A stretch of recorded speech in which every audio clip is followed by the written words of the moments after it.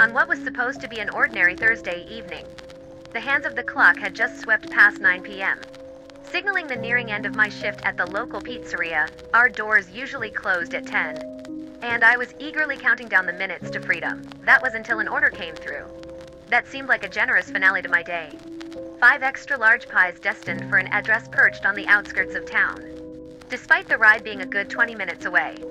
The size of the order hinted at a lively party awaiting its feast, or so I thought. The journey there was uneventful, the roads less traveled as they stretched into the fringes of civilization.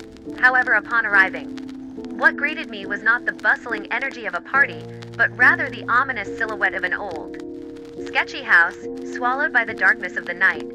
No lights pierced through the gloom, no laughter echoed in the air, and notably, no cars adorned the driveway.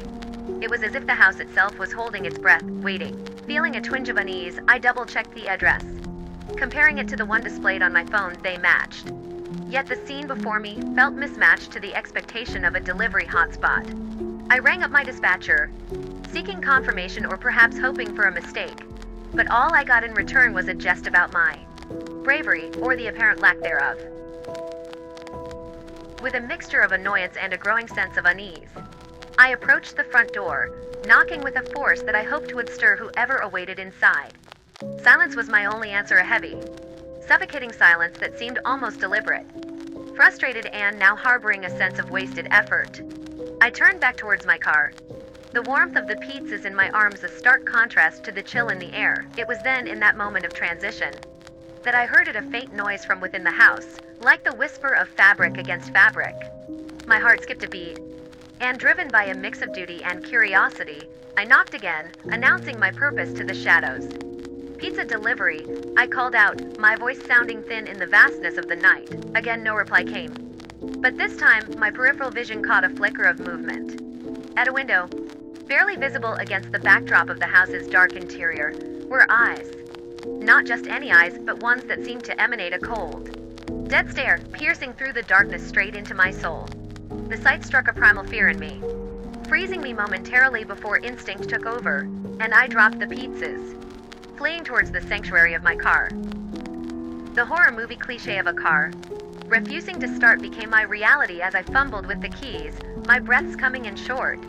Panic gasps when the engine mercifully roared to life. My relief was short-lived. A gut-wrenching realization hit me as I attempted to accelerate. Away the tires had been slashed, rendering my escape futile. Panic surged as I dialed 911. My words tumbling out in a frantic stream as I relayed my location and the night's eerie events to the operator. She assured me help was on its way, instructing me to stay on the line. But as I waited, the weight of my situation pressed down on me, a tangible darkness encroaching on the edges of my vision. Then, in a moment that seemed to crystallize my fears into reality, I glanced in the rearview mirror. There, illuminated by the faint glow of my tail lights, was the figure from the window, its eyes now a pair of voids that seemed to consume the light, its smile a gash of darkness. In a state of sheer terror, I flung open the car door and ran into the night, my legs carrying me away on pure adrenaline until the world faded to black. I awoke to the sound of sirens, a lifeline thrown to me through the fog of unconsciousness, disoriented and scared. I screamed for help as police cars converged around me through broken, gasping recounts. I shared the nightmare that had unfolded, leading the officers back to the scene of my terror. Their investigation revealed little. The house was as abandoned as it appeared, with no sign of recent occupancy or the sinister presence I had encountered. The only evidence that supported my tale was the abandoned ice pick and 2 large machetes found on the property, tools that hinted at intentions far darker than any ordinary prank. The event has since remained an unresolved shadow in my life, a story that I share with hesitance, knowing that it straddles the line between the explainable and the supernatural.